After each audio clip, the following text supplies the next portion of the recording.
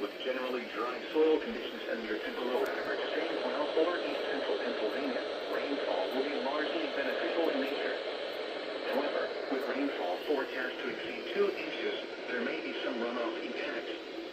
The threat of flash flooding is low given modest rainfall rates less than 1 inch per hour, but some urban, poor drainage, and small stream flood impacts will be a possibility. http://www.weather.gov/safety/. Flood. You should monitor later forecasts and be alert for possible flood warnings. Those living in areas prone to flooding should be prepared to take action should flooding develop.